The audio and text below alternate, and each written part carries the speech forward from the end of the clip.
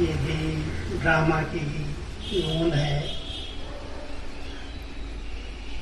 जो अचानक सेवा केंद्र पर यहाँ आने का प्रोग्राम बना। कोई कोई बहनें बहुत अधिकार रखती हैं, इज्जत होती है और बीच बीच में कभी फोन करके समाचार पूछ लेती हैं या बताती हैं। तो ऐसे ही एक दिन गीता बहन का फोन आया था और मेरे मुख से निकला कि मैं दिल्ली आ रहा हूँ। मेरा दिल्ली से ही मेरठ जाना है। तो बस उस दिन से लेकर के उन्होंने धुन लगा दी कि आप दिल्ली आएंगे तो आप मेरे पास आए। किसी भी सेंटर को अगर पता चलता है कि मैं दिल्ली से क्रॉस कर रहा हूँ तो उनको यही होता है कि हमारे पास आओ, हमारे पास आओ। अभी 15-20 दिन पहले मैं हिसार जा रहा था तो वहाँ की एक बहन गुड़गांव में रहती है सेंटर पर। तो उसने कहा आप हमारे पास तैयार होकर के हम आपको हिसार छोड़ के आएंगे। तो मैं गुड़गांव में आया था। उसके बाद जब वापस जाने लगा तभी भी मैं टीचर्स का क्लास रखना चाहती हूँ तो दोबारा भी आना हुआ। तो ऐसे ही बीच बीच में जो हमारे सतवीर भाई कह रहे थे चुंगी लेना होता है, ये भी एक चुंगी मिल जाती है।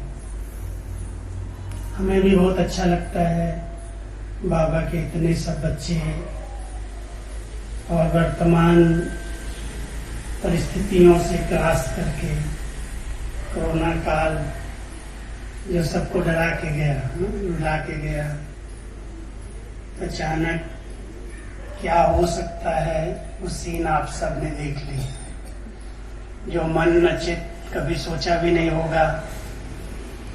बाबा कभी कभी कहते थे बच्चे आप एक गली से दूसरी गली में नहीं जा सकेंगे, अपनी खिड़की दरवाजे नहीं खोल सकेंगे। तो हम लोग सोचते थे शायद कर्फ्यू लगेगा, कोई ऐसे हंगामे होंगे, उसके कारण एक बाबा कहते हैं लेकिन ये सीन ऐसी आएगी जो सब के सब अपने अपने घरों में बंद हो जाएंगे। कोई ने सोचा था क्या अचानक? तो इसके बाद जब भी सेवाएं शुरू की गई हैं तो बाबा के बच्चों के अंदर ये रहता है कि अभी हम सब ऑनलाइन के अभ्यासी हो गए हैं।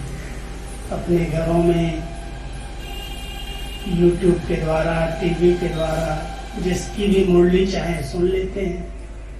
मधुबन की भी सुन लेते हैं तो आरसी की भी सुन लेते हैं, जिसकी भी चाहिए। लेकिन जिस स्थान पर हमें बाबा ने अलौकिक जन्म दिया है, जिस स्थान पर बहनों ने इतनी ज्ञान और योग की पालना की है, उस स्थान पर जाना, वहाँ के पवित्र वाइब्रेशन का अनुभव करना, उससे तो हम सब वंचित हो गए थे ना। तो ये बहुत अच्छा फिर से बाबा ने चांस दिया है। अचानक तो कुछ भी होता है और हो भी सकता है, लेकिन अभी जितना समय है बाबा कहता है बच्चे अलबेले नहीं बनो। अलबेला पर समझती हो ना? आलस्य, अलबेला और बहानेबाजी, तीन जो है हम सभी के ब्राह्मण जीवन में अपनी आध्यात्मिक उन्नति में बहुत रुकावट डालते हैं। सबसे बड़ा विघ्न है आलस्य का।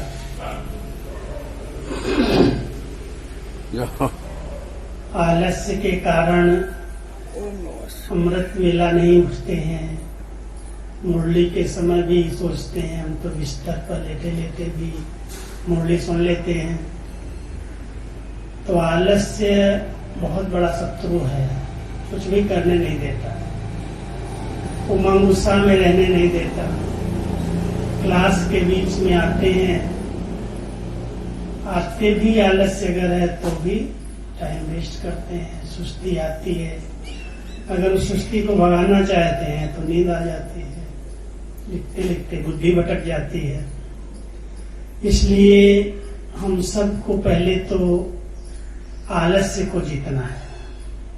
कुछ भी हो, समय पर आंख खुले, समय पर हम बाबा से मीठी मीठी रूह ध्यान करें, समय पर बाबा के महावाक्य सुने।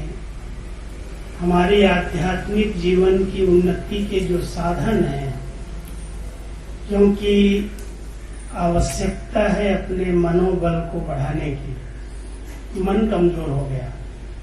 अभी आप देखो, बीमारी में जिनके मन कमजोर थे उनका बहुत जल्दी तन पर इफेक्ट पड़ा, और जो शक्तिशाली थे अंदर से कुछ नहीं होगा, कुछ नहीं होगा, तो बीमारी आई और उसको उन्होंने अपने मनोबल से जीता। कमजोर मनोबल कई लोगों को न चाहते भी हॉस्पिटल में गए, देखा ये मरा, ये गया, वो गया, और खुद डर गए। सबसे बड़ा भूत तो भय का भूत है। इसलिए मनोबल को कायम रखने के लिए, अपने मन को सशक्त बनाने के लिए रोज ज्ञान का चिंतन, बाबा के साथ संबंध, योग की शक्ति चाहिए।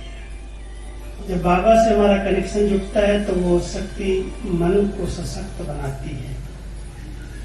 इसलिए बाबा ने गीता में कहा है, मन मना भव, मन को तो मेरे में लगा दो। अर्जुन कहता है मन बहुत चंचल है, बहुत भटकता है, कैसे लगाऊं? तो उसको दो विधियां बताते हैं भगवान। कहते हैं एक तो वैराग्य की वृत्ति चाहिए। जब तक वैराग्य नहीं आता है तब तक मन भटकता है। और आजकल चाहिए चाहिए चाहनाओं में बहुत भटक जाता है। एक इच्छा पूरी होती है, दूसरी खड़ी हो जाती है, दूसरी पूरी होती, तीसरी आ जाती है। इसलिए मन वहीं पर घूमता है, भटकता रहता है, अनेक प्रकार के रसों में, अनेक प्रकार के आकर्षण में। तो हम सबको पहले तो संसार असार है, इसमें कोई सार नहीं है। और क्या चाहिए? 2 रोटी तो बाबा खिलाएगा, उसकी तो गारंटी है, भूखा नहीं रखेगा। लेकिन अनेक प्रकार की चाहनाएं इंसान को भटका रही हैं, परेशान कर रही हैं। सब कुछ होते हुए भी आज कितनी कर्मों की गहन गति बहन कह रही थी, क्या लोग कर रहे हैं। पेट को तो 2 रोटी चाहिए, लेकिन पेटी भरने के लिए कितना पाप कर रहा है। कितने प्रकार के ऐसे कर्म हो रहे हैं जो दूसरों को परेशानी, दुख हमारे द्वारा हो रहा है। व्यक्ति उस समय सोचता नहीं, वो कहता हमारी आवश्यकता है। लेकिन अगर पाप की कमाई कोई ले रहा है, आ रही है उसके पास, चैन की नींद नहीं हो सकती। और कर्म अगर गलत है तो कर्म पाप कर्म बन रहे हैं, तो अंदर की जो खुशी होनी चाहिए, जो संतुष्टता होनी चाहिए, उससे वो वंचित है। काला धन क्या करेगा, कितना दिन उसको चैन से रहने देगा। इसलिए बाबा ने हम सबको कर्मों पर बहुत ध्यान खिंचवाया है। यहाँ तक कहा है कि श्रेष्ठ कर्म उसको कहा जाता है जिस कर्म में मैं ना आए, मैं करता हूँ, मैंने किया। अगर मैं आ गया तो पाप बन जाएगा, अहम आ जाएगा, अहंकार आ जाएगा। कई करते थोड़ा है, बताते बहुत है, दिखाते बहुत है।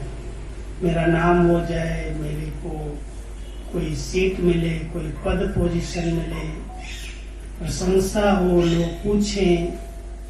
तो इस प्रकार का जो करने का रिटर्न चाहते हैं, उसको बाबा क्या शब्द देते हैं? कच्चा फल। पकड़े नहीं देते।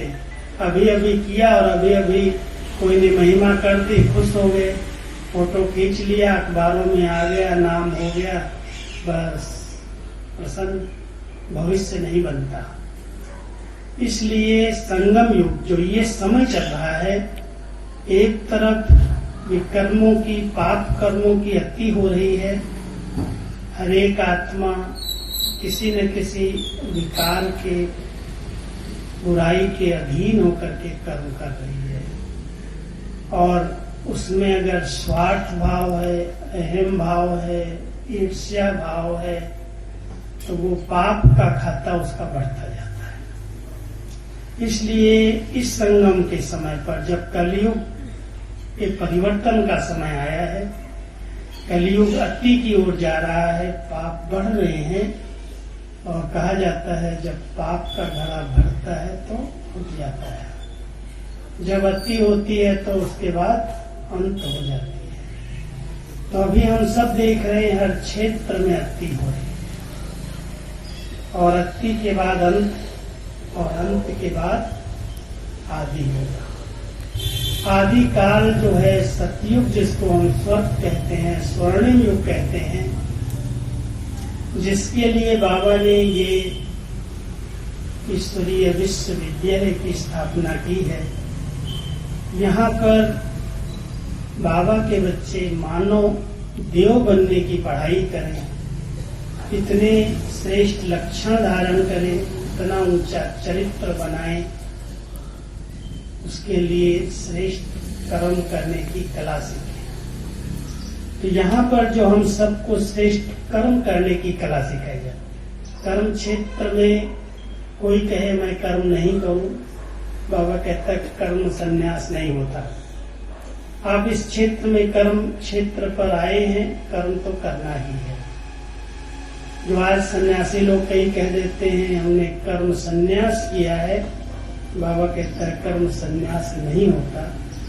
तुम खा रहे हो, रह रहे हो, सांस ले रहे हो, बोल रहे हो, चल फिर रहे हो, ये भी तो एक कर्म है। सिर्फ एक चूल्हा नहीं जलाया तो कर्म संन्यास हो गया क्या? इस कर्म क्षेत्र पर सबको कर्म करने हैं, लेकिन वो कर्म पाप के खाते में न जाए, उसका टेंशन लेना है। अगर हम परमात्मा की याद में उनके साथ संबंध जोड़ करके उनकी श्रीमत अनुसार कर्म करेंगे, जो उनकी आज्ञाएं हैं उस अनुसार कर्म करेंगे, तो कर्म श्रेष्ठ कर्म हो जाएगा। संगम युग श्रेष्ठ कर्म का बीज बोने का युग है, और जैसा बीज बोएंगे अगले जन्म जो होने वाले हैं उसका उसमें रिटर्न फल मिलेगा। इस समय भी मिलता है। इस समय भी अगर कोई हम अच्छा कर्म करते हैं, किसी को सुख देते हैं, सहयोग देते हैं, मदद करते हैं, तो उसके दिल की दुआएं जो मिलती हैं, उससे आत्मा को बहुत खुशी का अनुभव होता है, शक्ति का अनुभव होता है। कई प्रकार की आने वाली परिस्थितियों में वो दुआएं उसको बहुत बल देती हैं और वो सहज पार कर लेता है। इसलिए कर्मों के गहन गति को समझना बहुत जरूरी है, और वही कर्म किए जाएं जो आत्मा को अंदर से संतुष्टता का अनुभव। कई लोग कर लेते हैं, फिर अंदर अंदर कहते नहीं करना चाहिए था, हो गया, पश्चाताप करते हैं। ज्ञानी और अज्ञानी का एक अंतर बताता हूं। बाबा अपने बच्चों को कहता है मेरे बच्चे ज्ञानी बच्चे हैं। ज्ञानी माना समझदार। जो ईश्वरीय विश्वविद्यालय में ज्ञान दिया जाता है वो केवल आत्मा, परमात्मा, चक्र, पुनर्जन्म, इसका ज्ञान नहीं है, तो दूसरों की थ्योरी को स्पष्ट करने के लिए दिया जाता है। लेकिन जो मुझे ज्ञान मिला कि आप एक आत्मा हैं, आप इन कर्मेंद्रियों की मालिक हैं, जो चाहें वो बोलें, जो चाहें वो देखें, जो चाहें वो करें। आत्मा राजा है इन कर्मेंद्रियों की, और सबसे पहला उसका राज्य होना चाहिए अपनी सूक्ष्म इंद्रियों पर। आत्मा की सबसे बड़ी सूक्ष्म शक्ति है मन। अगर मन पर राज्य है, ये मेरा मन है, तो मेरे पर अगर मेरा अधिकार है, तो मन कर्मेंद्रियों से जो गलत कर्म कराता है, वो ज्ञानी आत्मा उस मन के कंट्रोल के कारण जो नहीं करना वो नहीं करती है। इसलिए कहावत है, सोचो समझो फिर करो, सोच समझ कर करो। तो ज्ञानी उसको कहते हैं जो बोलने के पहले, करने के पहले और यहाँ तक भी सोचने के पहले भी सोच लेता है कि इसका परिणाम क्या होगा, उसको ज्ञानी कहते हैं। अब कर लिया, बोल दिया, हो गया, फिर पश्चाताप कर रहा है, नहीं होना चाहिए, नहीं करना चाहिए, क्या करूं, मैंने सोचा नहीं था, वो अज्ञानी है, पश्चाताप करता है। तो परमात्मा ने मन को कंट्रोल करने के लिए एक बताया, वैराग्य। पहले सब बातों से वैराग्य के दो अर्थ हैं, एक किसी से वैर नहीं रखना और दूसरा किसी से राग नहीं रखना। माना किसी में लगाव नहीं, किसी से नफरत नहीं, वो है वैराग्य। वैराग्य का अर्थ नहीं है कि मुझे कुछ अच्छा नहीं लगता, मैं छोड़ छाड़ के चल दिया, लेकिन सबके बीच में रहते कोई आत्मा के प्रभाव में प्रभावित न हो जाए, किसी के पीछे चटक लटक न जाए और सबके बीच में रहते किसी से घृणा न करें, नफरत न करें, सब अपने अपने परिणाम अनुसार, अपने अपनी बुद्धि अनुसार बहुत अच्छा कर्म कर रहे हैं। इसलिए मुझे कोई से नफरत, घृणा, ईर्ष्या करने की जरूरत नहीं। तो जब ये एक बैलेंस आ जाता है, ना काहू से दोस्ती, ना काहू से वैर, तो आत्मा अपने आप सब बातों से न्यारी बन जाती, डिटैच हो जाती। तो भगवान ने वो ज्ञान दिया कि आप कर्म क्षेत्र पर कर्म करो, लेकिन कहीं भी अटकना नहीं। ये मेरा कर्म है, मेरी सेवा है, मेरा स्थान है। जहां पर मेरा मेरा आ गया, वहां फेरा शुरू हो जाएगा, बंधन शुरू हो जाएगा। इंसान को संबंध सुख देता है और बंधन दुख देता है। इस समय जितने भी संबंध हमने बनाए हैं, जहां भी बनाए, कर्म में भी संबंध बनाए, तो कर्म संबंध नहीं रहे, कर्म बंधन बन गए। और बंधन का कारण है ये मेरा है, मैंने किया है, मैं करता हूं, मैं बुद्धिमान हूं। जहां ये मैं और मेरा आया, वहां ही कर्म बंधन बन गए और बंधन दुख दे रहा है। इसलिए परमात्मा ने बहुत सुंदर हम सबको बात बताई है कि आप एक आत्मा हो, कर्म इंद्रियों की मालिक हो। जब भी कर्म करो तो आत्मा निश्चय करके कर्म इंद्रियों से कर्म कराओ, अलग हो जाओ। किया, अच्छा काम किया, मैंने किया, मैं करता हूं, उस कर्तापन के भान से मुक्त रहो, तो आपके कर्म श्रेष्ठ हो जाएंगे। कहीं वर्णन नहीं करो, किसी को बताने की जरूरत नहीं है। आपके श्रेष्ठ कर्मों का फल है, आपको आंतरिक खुशी होगी, संतुष्टता होगी, प्रसन्न चित्त स्थिति रहेगी और उस कर्मों के परिणाम स्वरूप आप बहुत अच्छी ऊंची स्थिति को प्राप्त कर सकते हैं। योग बहुत अच्छा हो जाएगा, मन एकाग्र हो जाएगा, उसका भटकना बंद हो जाएगा। एक दूसरी विधि भगवान ने और बताई अर्जुन को कि अगर तुम मन को कंट्रोल करना चाहते हो तो अभ्यास नहीं छोड़ना। आज 1 मिनट होगा, कल 2 मिनट होगा, परसों 3 मिनट होगा, ये तो होता ही नहीं है, बड़ा चंचल है, ये करता है, वो करता है, भटकता है। और ठक करके अगर छोड़ दिया तो और बंधन बन जाएगा। इसलिए अभ्यास नहीं छोड़ो, 5 मिनट, 10 मिनट, जब समय मिले। मैं आत्मा एक चैतन्य शक्ति हूँ, मैं इस प्रकृति आसन पर रहती हूँ, सर्वशक्तिमान हमारा पिता परमात्मा है, उसके साथ हमारा संबंध है और उसकी शक्तियां मेरे साथ कर्म कर रही है। जब बाबा को प्यार से मेरा बाबा कह करके, परमात्मा को मेरा कह करके याद करोगे तो उसकी सारी शक्तियां आपको मिलती जाएंगी। अगर बाबा हमारा परमात्मा शांति का सागर है, सुख का सागर है, प्यार का सागर है, तो बच्चों को सुख शांति के लिए भटकने की जरूरत नहीं है। कनेक्शन ठीक रखो। आज देखो कोई के पिता माता बड़े साहूकार हो, बहुत अच्छा बिजनेस, अच्छी दुकान हो, अच्छा पैसा किसी के पास हो, और उसका बच्चा अगर किसी दुकान पर किसी घर में जाके कहे मुझे थोड़ा सहयोग दे दो, मदद दे दो, तो लोग पहले भले दे भी देवें, लेकिन एक प्रश्न आएगा ये मांग क्यों रहा है? क्या इसका अपने पिता से, अपने परिवार से कनेक्शन ठीक नहीं है? इसमें तो आएगा ना। जिसके पास इतना है, जिसके परिवार में इतना सब कुछ है, उसका बेटा भटक क्यों रहा, मांग क्यों रहा?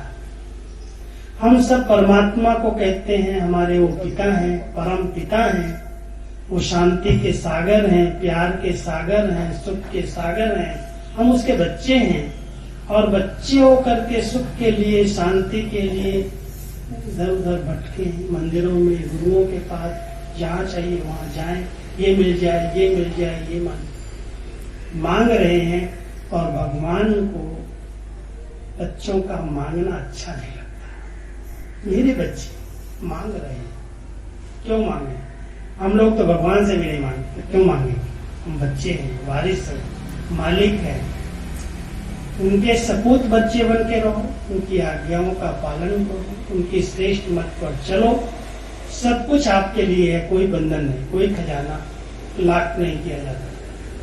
तो आप सब समझते हो कि बाबा के हर खजाने पर मेरा अपना अधिकार है।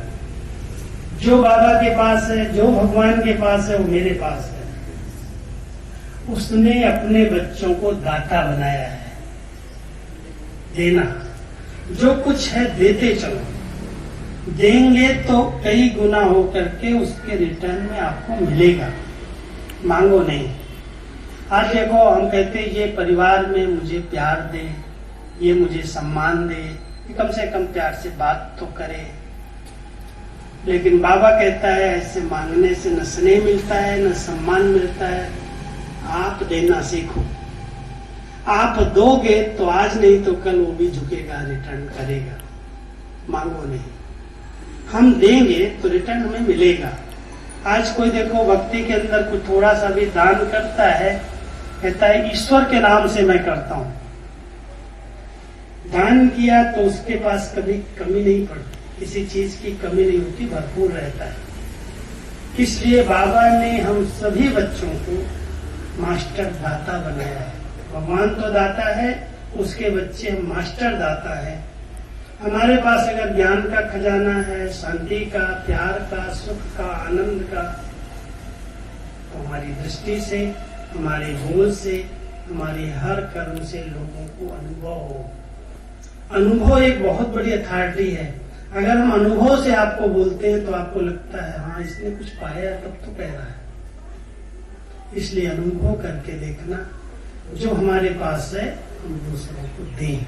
देते चलो आपके पास बढ़ता जाएगा। ये ऐसा खजाना है, अविनाशी खजाना है। आज किसी को आप खुशी दो, आपकी खुशी बढ़ जाएगी। आज बाबा ने इस बार 15 तारीख की मुरली में विशेष बच्चों से प्रॉमिस कराई। याद है माता, क्या प्रॉमिस कराई? मुरली सुनी थी 15 की, क्या प्रॉमिस कराई? यहाँ तो था, उसमें किसने सुनी थी बाबा की मुरली 15 तारीख की डायरेक्ट? माता ज्यादा, भाई कम। बाबा की मुरली तो लाइव होती है, सारे विश्व में सुनते हैं, हजारों लाखों लोग सुनते हैं एक साथ। बाबा ने कई बार रिपीट किया, बच्चे प्रॉमिस करो सदा खुश रहेंगे और खुशी बांटेंगे। अब ये बहुत बड़ा पुण्य कर्म है, किसी आत्मा को खुशी दे देना, खुश कर देना, संतुष्ट कर देना। अगर हम खुशी बांटना सीख जाते हैं, दूसरे को समय पर साथ देते हैं, सहयोग देते हैं, खुश करते हैं, तो हमारी खुशी दिन प्रतिदिन बढ़ती जाती है। तो ये प्रॉमिस करना कि मुझे अपने आप को खुश रखना है और दूसरों को खुशी देना है। कई सी भी बातें आए, बाबा तो यहाँ तक कह देता, अच्छा बच्चे कोई ऐसी बात आती तुम्हारा शरीर भी छूट जाता, तुम्हारी खुशी नहीं छूटनी चाहिए।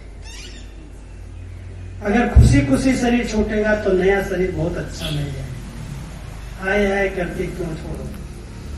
इसलिए खुशी एक ऐसी शक्ति को, खजाना को, जिस आत्मा ने इस खुशी का खजाना जमा किया है, हर एक आत्मा को साथ देके, सहयोग देके, मदद करके उसकी खुशी बढ़ती जाती है और खुशी के परिणाम स्वरूप आने वाली बातें उनको सहज पार कर लेती। बातें तो सबके सामने आती, कौन कहता मेरे आगे कोई बातें आती नहीं? चाहे आर्थिक रूप से आ रही है, चाहे शारीरिक रूप से आ रही है, चाहे मानसिक रूप से आ रही है, चाहे पारिवारिक रूप से आती है। दुनिया ही समस्याओं की है, कलयुग है, कलय कलेश वाला युग है। इसमें कोई कहे मेरे आगे तो कोई बात आती नहीं है, ऐसा नहीं है। बाबा कहता सबके आगे आती है, कोई उसको बहुत प्यार से पार कर लेता, कोई हाय हाय करता, लेकिन प्यार से सहज पार वही कर पाता है जिसके पास शक्ति है, जिसका मनोबल शक्तिशाली है, जिसने बहुतों की दुआएं ली हुई है, जिसके पास वो खुशी का खजाना है, तो उसको उस समय वो खजाना, वो दुआएं मदद करती हैं। आने वाली परिस्थितियां वो सहज पार कर देते हैं। कोई भी बात आए तो 3-4 बातें ध्यान पर रखना। बातें तो आएंगी, कलयुग है, आएंगी, संभव है, क्योंकि हम लोगों ने भी पिछले जन्मों में बहुत गलत कर्म किए, विकारों के अधीन होके किए, स्वार्थ के वश किए, अहम भावों से किए, कहीं किसी को आगे बढ़ाया, किसी को पीछे खींचा, तो कर्म विकर्म बने हैं, पाप कर्म बने हैं। और इस समय उन सब के भोगना का समय समीप आ रहा है। हर एक को उसका रिटर्न देना पड़ेगा। जो किया है उससे कोई छूट नहीं सकता, लेकिन किसी के आगे वो कर्म सूली बन करके आते हैं और किसी के आगे वो कर्म कांटे की तरह आते हैं, सूली भी कांटा बन जाते हैं। तो कोई भी बात जो हमसे गलत हुई है, पाप कर्म हुए हैं, एक तो बाबा एक बहुत अच्छी विधि बताता है। एकांत में बैठो, बड़ी अच्छी शुभ भावना करो, अगर इस जीवन में किसी से हुआ है तो उससे माफी मांगो। अगर हमने किया है तो हम उससे माफी मांगते हैं, अगर उसने मेरे साथ कुछ ऐसा किया है तो हम उसको माफ करते हैं। ठीक, कोई बात नहीं, कोई हिसाब किताब पूरा। अगर हम माफ करते हैं या माफी ले लेते हैं तो मन बहुत हल्का हो जाता है, लाइट हो जाता है। आएंगे हिसाब किताब, कर्म किए हैं तो वो रेखा तो बनी हुई है, लेकिन वो हिसाब किताब तंग नहीं करेंगे, परेशान नहीं करेंगे, हाय हाय नहीं करोगे, वो सहज उसको पार कर। बात आई, खत्म हो गई। इसलिए बाबा हम सबको इस समय कर्मों की बहुत गहन गति सिखा रहे हैं। जरूरत है, कोई बात आती है तो बहुत धैर्यता के साथ आई है बात, क्यों आई, कहां से आई, कैसे आई, मैंने तो ऐसा कुछ किया ही नहीं, फिर मेरे आगे आ गई। बाबा कहता है ऐसे प्रश्न जो नहीं आई है, धैर्यता से सोचो, विचार करो और बुद्धि से, सद्बुद्धि से उसको पार करो। बहुत जरूरी है सद्विवेक की। अगर सद्विवेक है, बात आएगी, समझ करके क्या करना चाहिए, क्या नहीं करना चाहिए, बुद्धि ठीक निर्णय करे और निर्णय होगा तो उस पेपर को आप सहज पार कर सकेंगे। तो ध्यान देना, मम्मा कहती थी हमारी कि कुछ भी हो जाए लेकिन अपना विवेक, अपनी बुद्धि डिस्टर्ब नहीं करना। बुद्धि को डिस्टर्ब होने नहीं दो, शांति से, धैर्यता से, बहुत प्रेम से। बहुत बड़ी बात आ गई, ऐसी अब क्या करो, अब क्या करो।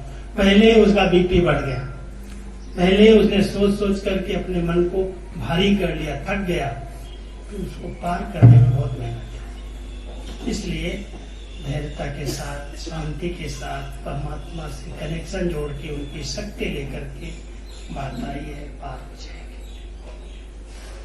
सोचना, उसको बड़ा बना देना, बाबा श्रेष्ठ स्थिति उसको कहता है जो बड़े से बड़ी बात को बहुत छोटा बना करके पार करे, और कमजोर स्थिति उसको कहता है जो एक छोटी सी बात को एक बहुत बड़ा पहाड़ बना दे, फिर पहाड़ के नीचे दब जाएगा। है छोटी सी बात, क्या करूं, ऐसी बात, ऐसी बात। हर बात में कुछ न कुछ कल्याण समाया हुआ है। ये जो नाटक चल रहा है, इस नाटक के अंदर कोई भी गलती नहीं है, उसके अंदर बहुत सारे राज भरे हुए हैं। हम अपने मन की स्थिति को बिगड़ने न दें। कुछ न कुछ कल्याण है। अगर हम कल्याणकारी बाबा के बच्चे हैं, हम कल्याण करने के कर्तव्य के निमित्त बने हुए हैं, तो ध्यान देना, इस कल्याणकारी युग में मुझ आत्मा का कल्याण नहीं हो सकता। लिख दो, अकल्याण नहीं हो सकता, क्योंकि मेरे साथ शिव बाबा, कल्याणकारी बाबा मेरे साथ है, उसके साथ मेरा संबंध है। उसकी श्रीमत पर मैं चल रहा हूँ, चल रही हूँ, इसलिए मेरा कल्याण हो ही नहीं सकता। आई है बात, खत्म हो जाएगी। कुछ बातें आई हैं, कोई हमारे हिसाब किताब थे, हमने पिछले जन्मों में कुछ ऐसे कर्म किए होंगे, उसके परिणाम स्वरूप हमारे सामने पेपर आया है। पेपर देने के समय स्टूडेंट अगर भयभीत हो जाए, डर जाए और क्वेश्चन में चला जाए, ये पेपर किसने निकाला, ये क्यों निकाला, ये तो पढ़ाया ही नहीं गया, तो पास होगा क्या, फेल हो जाएगा। अगर पेपर आता है, बहुत धैर्यता से, शांति से उसको पढ़ता है, देखता है, और जिसका जवाब उसको सहज लगता है वो पहले दे देता है। कम से कम जिसका दे सकता है उसको तो पहले दे दिया, फिर दूसरे प्रश्नों पर विचार करता है, अपनी बुद्धि चलाता है और धैर्यता से उसका उत्तर देता है, तो बहुत अच्छी तरह से वो पास हो जाता है। ये नहीं सोचता क्यों आया, कहां से आया, किसने निकाला, ऐसा हो गया, वैसा हो गया। अगर वैसे पहले डिस्टर्ब हो गया तो जिसका उत्तर आता है वो भी फेल हो जाएगा, दे ही नहीं सकेगा। इसलिए बाबा अपने बच्चों को कहते हैं, इस कलयुग के अंदर परिस्थितियां, पेपर, समस्याएं बहुत सारी आएंगी, आप अपनी स्थिति को धैर्यवत करो, शांत स्वरूप बनो। बात आई है, पूरी हो जाएगी, समय बीत जाएगा, समय सदा नहीं रहता है। आप अपने पुण्य कर्मों की खाते को बढ़ाते चलो, दुआओं के खाते को जमा करो, शुद्ध श्रेष्ठ संकल्प करो, फिर कर्म करो। आपके श्रेष्ठ कर्म की शक्ति किए हुए पाप कर्मों से आपको मुक्त करे। क्योंकि बहुत ज्यादा कोई गलत काम किया जाता है तो उसका परिणाम तो गलत होगा ही, लेकिन अगर उसकी जगह पर एक गलती की जगह 100 अच्छे काम कर दिए हैं तो उसके अनुसार उसकी भोगना कम हो जाएगी। तो हम सब बाबा के बच्चे, संगम युग है, कल्याणकारी युग है। बाबा ने हम बच्चों को 3 शक्तियां दी हैं। एक है मन की शक्ति, मन मना भाव रहने से प्राप्त होती है, मन को परमात्मा में लगाने से प्राप्त होती है, मन को शुद्ध श्रेष्ठ संकल्पों में गमन करने से, मनन करने से होती है। दूसरी शक्ति वाचा की शक्ति है। किसी भी आत्मा को 2 बड़े अच्छे वरदानी बोल बोल करके, मीठे बोल बोल करके उसके उमंग को बढ़ा दो, उसके उत्साह को बढ़ा दो, एक बहुत बड़ी शक्ति है। ऐसे बोल दो तुम तो है ही ऐसा, तुम तो सुधरेगा नहीं, तुम तो बदलेगा ही नहीं, तो बाबा कहता है तुम ऐसा श्राप नहीं दो, ये भी श्राप है। कुछ अच्छे वरदानी आशीर्वाद के वचन बोल करके उस आत्मा का भला करो। और तीसरी शक्ति है श्रेष्ठ कर्म की शक्ति। ऐसे श्रेष्ठ कर्म करो जो यादगार बने, ऐसे श्रेष्ठ कर्म हो जिसके द्वारा गुणों का दान हो, देख करके लोग कहे हाँ ये कर्म बड़ा अच्छा, इसने तो कैसे किया है, इसको करने का कभी अभिमान नहीं आया। हमारी दादियों ने देखो कितने श्रेष्ठ कर्म किए, आज हम उनको याद करते हैं। हमारी रुक्मणी दादी ने ये कर्म की, ऐसी सेवाएं की, ऐसे सेवाएं की, हमारी गुलजार दादी ने ऐसी सेवाएं की, कभी भी उनको कर्तापन का भान नहीं आया। बाबा करा रहा, मैं क्या करूं, करण करावनहार बाबा है। अपनापन, मैंपन दादियों के अंश मात्र भी कहीं देखा किसी ने? इतने बड़े यज्ञ को संभाला, इतनी सेवाएं की, इतना विस्तार किया, लाखों बच्चों को एक सही दिशा दिखाई, मार्गदर्शन दिया, लेकिन कहीं पर भी अहम भाव, मैंपन उनको छू भी नहीं पाया। इतनी निरहंकारी बन करके रही। कभी कोई ने महिमा की, भाई मेरी महिमा की, बाबा कराने वाला, वो करा रहा है, भाग्य मेरा है जो उसने मुझे निमित्त बना दिया। तो निमित्त रहना, निर्माण चित्त होकर के सेवाएं करना, और तीसरी बात निर्मल वाणी। ठीक है, निमित्त भाव करो, कराने वाले ने करा, मुझे निमित्त बना दिया, मेरा भाग्य बन गया।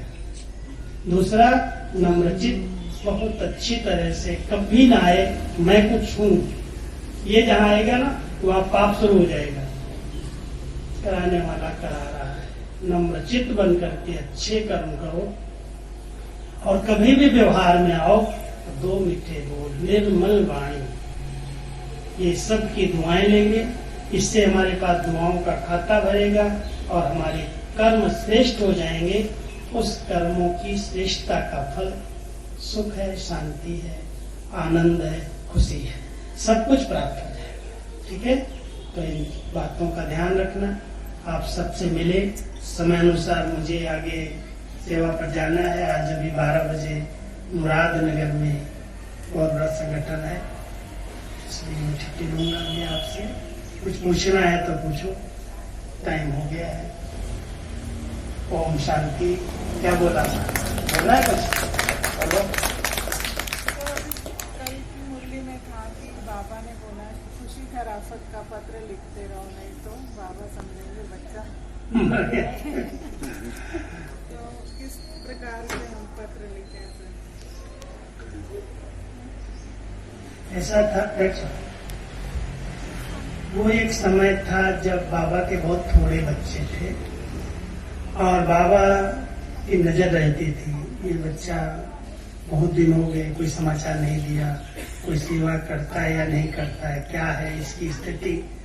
तो बाबा उस समय मुरलियां चलाते थे 50 साल पहले कि बच्चे एक पत्र तो बाबा को जरूर लिखो अपनी खुश खैरात का, मैं ठीक हूँ बाबा, मैं ओके हूँ।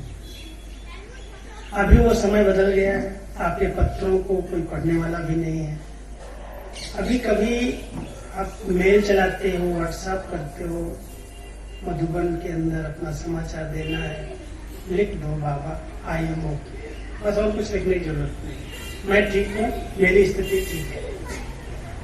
इसलिए अभी कोई स्कूल में कार्ड लिखना, पत्र लिखना उसकी जरूरत नहीं, वो समय था। अभी तो समय बदल गया। ठीक है, क्या लाए बोली? हाँ नहीं, गीता बन का है। ठीक है, और कुछ पूछना है किसी को? सब खुश मौज में है? बोला है, बोलो। नहीं, चार्ट तो अपनी चेकिंग है। चार्ट की चेकिंग करो, कितना समय में बाबा की याद में रहती हूँ। अमृत वेला ठीक है, मुरली क्लास ठीक है, सारे दिन की दिनचर्या में किसी को दुख तो नहीं दिया, बीच बीच में मन को कंट्रोल करके बाबा तक गए, ड्रिल किया। तो इन बातों का चार्ट रखना, ये चार्ट है अपनी चेकिंग। चार्ट माना अपनी चेकिंग। और आप बाबा को, बाबा के नाम से एक छोटा सा पत्र लिख करके सेंटर पर बाबा के भंडारी पत्रों के अलग होते उसमें डाल दिया, बाबा तक पहुंच जाएगा। नहीं, डायरी है, फिर भी अगर अलग से लिखो तो एक पत्र लिख करके बाबा के कमरे में, बाबा के बॉक्स में डाल, बाबा तक पहुंच जाएगा। ठीक, खुश खैराफत का पत्र।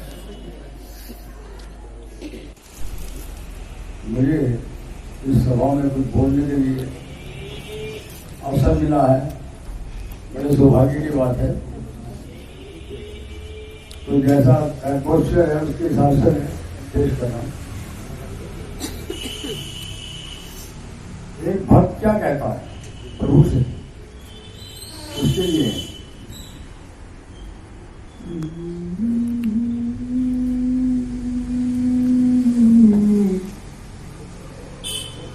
प्रभु जी,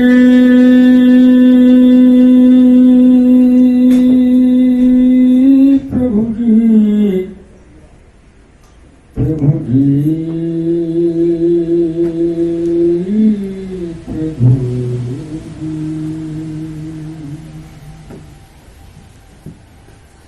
प्रभु जी, तुम चंदन हो पानी,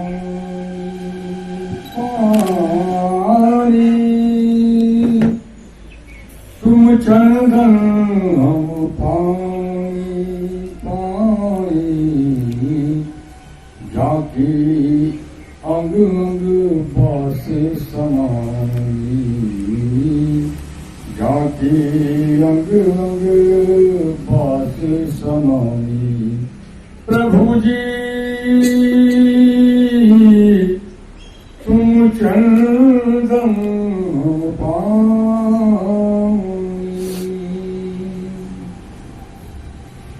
बहुत कह रहा है प्रभु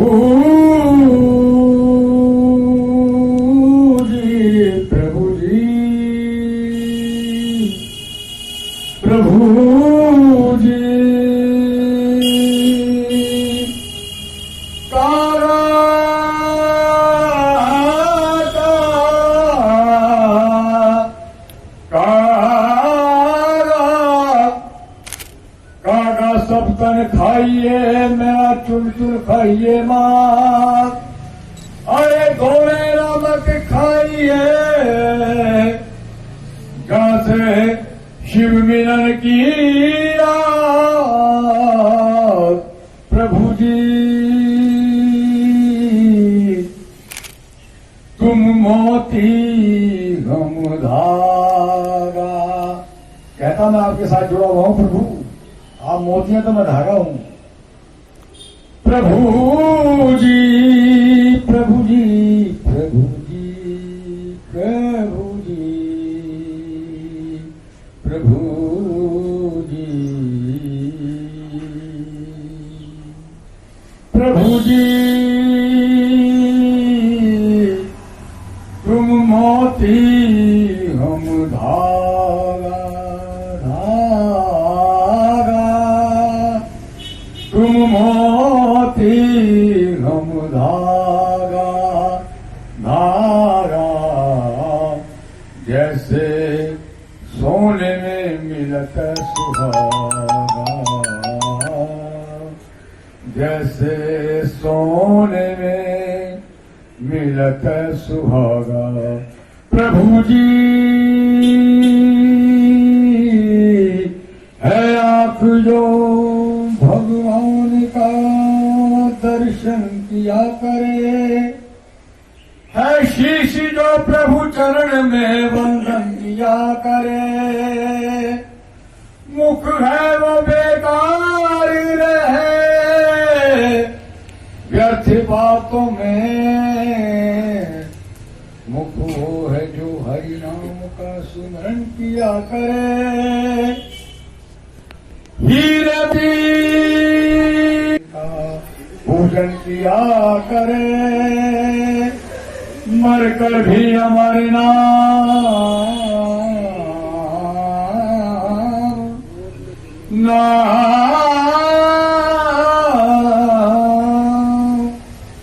मरकर भी अमर नाम है उस जीव का जग में। बलिदान जो प्रभु चरण में जीवन किया करे। प्रभु जी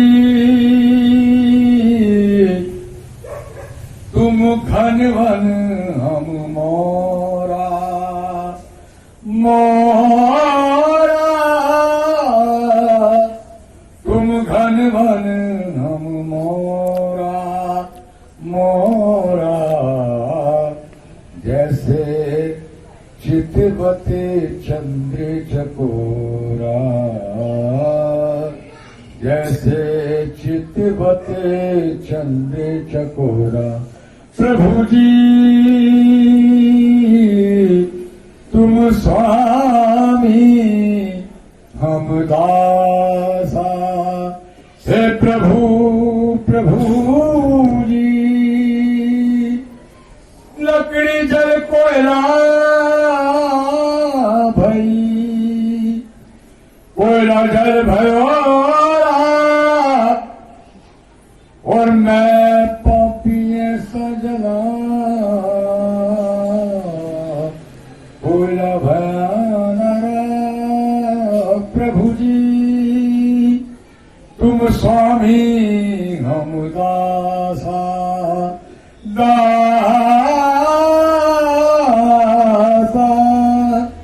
तुम स्वामी हम दासा दासा। ऐसी भक्ति करे रे दासा, ऐसी भक्ति करे रे दासा। प्रभु जी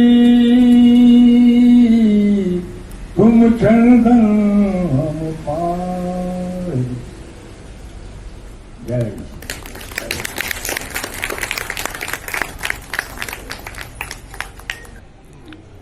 ओम शांति। भाई साहब का बहुत बहुत दिल से बहुत बहुत शुक्रिया कि आप आए, आपने हमें वक्त दिया, भाई बहनों को ज्ञान से भरपूर किया। आप सबको क्लास कैसा लगा?